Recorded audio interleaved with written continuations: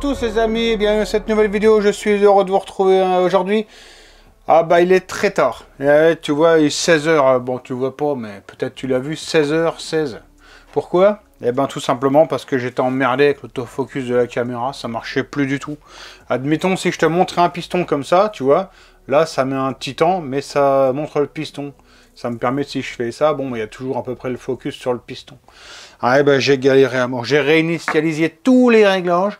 Et puis, bon, bah, je les ai refaits. Puis, j'avais dû toucher un truc, tu sais. Et il y a tellement de boutons que j'étais perdu. Alors, aujourd'hui, je te limite dans le titre, la config la plus puissante pour booster. C'est pas forcément vrai, mais je veux dire, avec du matos que tu achètes, je pense que c'est aujourd'hui ce qu'on peut faire de mieux. Ce qui peut faire un petit peu rêver tout le monde. Tu vois, quand même, là, tu as top matos. Team Cristofolini Racing. Donc là, c'est un haut moteur liquide pour booster. Je te fais un petit tour du propriétaire. Alors tu le vois, j'ai la chance de travailler sur des carters là qui sont propres. Hein, c'est pas souvent le cas. Ça semble être des vieux carters vu qu'il y avait de la peinture, mais ils ont été sablés. Donc là, ça arrive. Franchement, c'est nickel. Ça fait plaisir de bosser dessus. Alors celui-là, évidemment, le carter de transmission. On va avoir ici l'usinage pour passer l'overrange à faire. Dans la transmission, tous les roulements vont être montés à neuf. Hein. À l'intérieur, on va mettre le vilebrequin donc qui est prévu avec le kit, hein, Cristofolini. Et un set de roulement Stage 6. Ce que je trouve un petit peu dommage là sur Cristo, c'est qu'ils ne se sont pas enflammés sur le vilebrequin. Tu vois, on a un vilebrequin qui rentre dans le carter de booster qui fait 69 en fait de diamètre de masse. Alors qu'avec un petit usinage, on aurait pu mettre comme ici, tu vois un vilebrequin de nitro qui est un petit peu plus grand. Ici, il fait 71,7. Hein, mais je veux dire du 72, ça serait passé à l'aise. Après eux, je pense qu'ils se sont plus intéressés au plug and play. Hein, on le voit tout simplement par l'embase du cylindre. Ouais, ils sont pas partis dans une grosse embase. Donc en fait, en termes moi d'usinage sur le carter, j'ai presque rien à faire. Alors, je vais quand même essayer de nettoyer un petit peu tout ça, nettoyer le carter, les pentes. Ça aurait été plus intéressant de le combler, mais bon, je vais pas le faire hein, parce que j'ai pas envie de remplir d'époxy puis que ça se barre. Alors à l'intérieur, je sais pas si tu le vois bien, mais on a un échappement à barrette. Hein, c'est un cylindre avec 6 transferts. Par contre à l'intérieur, là on va avoir un gros nettoyage à faire. On n'a vraiment rien de symétrique, je te montre ça juste après. Alors pour la culasse classique hémisphérique, moi ça me convient très bien. Alors l'échappement, eh ben, on a tout simplement l'échappement Cristo hein, qui est prévu pour aller avec le cylindre.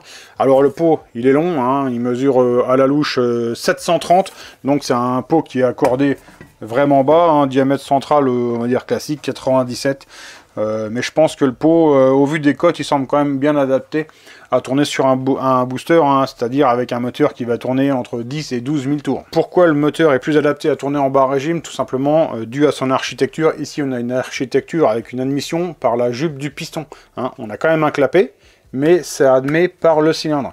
Un cylindre qui admet par ici, et ben, t'imagines bien qu'on a un transfert arrière qui est moyen. Et dans le balayage général du moteur, on n'a pas un truc type hyper moderne, c'est pas des moteurs qui vont prendre énormément de régime. Alors il nous reste à voir l'admission, ça on ne l'a pas vu, donc c'est tout simplement la Big Valve Stage 6. Et la boîte à clapet V-Force. Avec le manchon. Pour la carburation, tout simplement, c'est moi qui vais faire des essais et on pourra choisir le plus adapté hein, entre 24 et 28.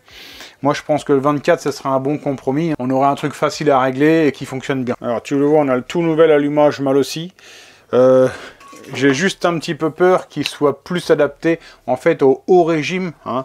Le problème du moteur de booster, c'est qu'on n'a pas un allumage qui est réellement créé pour lui, hein, c'est-à-dire avec une courbe d'avance qui est prévue pour des moteurs qui tournent justement entre 10 000 et 12 000 tours. Alors ça fait qu'on est obligé de mettre des avances pour le haut régime, hein, ce qu'on appelle le haut régime sur le booster, on va dire 11 000 tours, mais c'est-à-dire que sur toute la plage d'accélération, bah, l'allumage il n'a pas un calage optimal. Si tu as suivi un peu sur ton Racing Facebook, etc., tu as vu que j'ai fait un allumage programmable sur le moteur de Romain Baguet, hein, qui roule avec le Vespa de compétition, tu le sais au championnat d'Europe, et donc sur le sien, bah, on a chopé tout de suite de la puissance, parce qu'on a réussi à caler l'allumage par rapport au moteur un petit peu spécifique.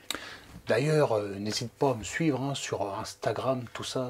Il y a des actus qu'il n'y a pas ailleurs, hein, ça c'est sûr. Et pour la variation, tu le vois, variation full Malossi aluminium, hein, on va dire la dernière. Avec ici son variateur, sa courroie. Tu le vois, il nous manque quand même des pièces, embrayage, tout ça. Alors ça, j'ai commandé, je viens de faire la commande tout de suite. Ah bah il m'a dit, tu mettras les 2-3 accessoires qui manquent. Bah j'ai fait la commande. Ah bah il y en a pour 715 balles. Hein. C'est vraiment une config de passionné, hein. Là c'est un moteur qui va coûter assez cher. Chez lui il a aussi la pompe à eau taillée CNC, hein, de chez Cristofolini. Une très jolie pièce aussi. Alors là tout de suite ce que je te propose c'est qu'on ferme à blanc le bas moteur et qu'on voit un peu avec le moteur ce que ça donne en taux, squish et diagramme. Moi ça m'intéresse de voir un peu où on va. Parce que je te l'ai dit hein, tout à l'heure, le cylindre dedans il est quand même pas super fini. Donc à voir si on va pouvoir bosser. Allez, première étape, on va se fermer ça tranquillement. Donc montage à blanc en faux roulement. Ah ça c'est dispo sur le shop. Voilà, tiens, là je me rends compte que ça, pas commandé, les pions. Bon c'est pas très grave, ça j'en ai en stock.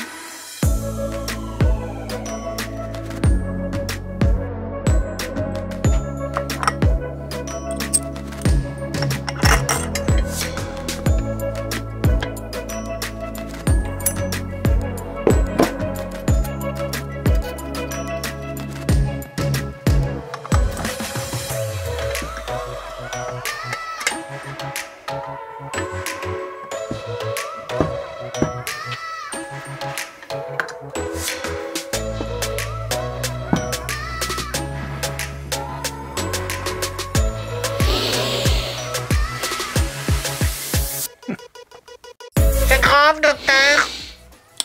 Le moteur est mort. C'est un moteur qui n'a même pas tourné, tout neuf. Peut être aussi neuf que tu veux, hein, et on va regarder les horaires de la déchette. Là on a pris les valeurs, tu les as vues? Bon alors échappement 196 je sais pas combien là, 0,7. Le latéral 136. Alors le squish, je sais pas si tu as compris ce qu'il y a eu, sans joint il tape, tu mets le joint de 0,10, il tape plus. Bon ben on va dire il y a 0 de squish, et le taux, ou le rapport, hein, tu dis comme tu veux, hein, 18,07. Ah bah là t'as des valeurs, là on est dans le draster hein, directement. Personne ne met ça. Non. Alors moi si tu veux, j'espérais avoir un petit 128, 188, tu vois, avec un petit 15 de taux, quoi, tu vois, ça aurait été pas mal. Bon, bah, je pense qu'il y a du boulot. Honnêtement, je me voyais pas aussi mal que ça. Je pensais qu'il y avait une symétrie dans le cylindre à faire, parce que là, je te garantis que le cylindre dedans, c'est une catastrophe en termes de droite-gauche. En fait, il y a tout à refaire, quoi. Bon, on va commencer par reprendre l'embase sévèrement, hein, pour le descendre à 130. On remet les transferts au carré 130, 132. L'échappement, on fera ce qu'il faut pour le remettre sur un petit 190, 192, je pense que ça sera bien. On va mettre un squish à 60 et on essaiera de le comprimer à peu près à 15. Donc ça, c'est les valeurs vers lesquelles on va essayer de s'approcher. Cependant, aujourd'hui, là, je peux rien faire hein, déjà parce qu'il est tard, 18 h, hein, tu vois. Ah bah, c'est une vidéo, je te l'ai tournée en 1h30, t'as vu? Ah bah là, j'ai été très très bon. Bon, après, les plans noirs, tout ça, de début de la vidéo, je les ai fait hier. Ah oui, bah, là, le petit plan noir du début, bah, il y a 1 heure de tournage. Ah bah, le temps de préparer la lumière et tout... Eh, tu fais pas ça en 2 minutes. Hein. Faut pas croire, hein, des vidéos, c'est du boulot. Allez, tant que j'y pense, hein, je t'invite vraiment à aller me suivre sur Insta, etc. Ma chaîne secondaire, il y a des vidéos qui sortent peut-être un peu plus régulièrement maintenant. Hein. Je retrouve de l'énergie, du temps, de l'organisation pour refaire des vidéos. Je vais arriver plus sur cette chaîne, plus sur l'autre chaîne, plus sur Insta. Je suis plus un peu partout.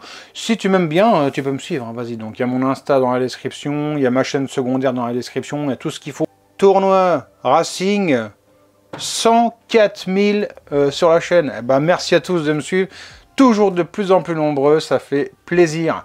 Allez, je vous remercie tous de m'avoir suivi, je vous souhaite de passer une bonne fin de journée ou une bonne soirée, on se retrouve bientôt pour une prochaine vidéo. Tu connais? Ciao, bye!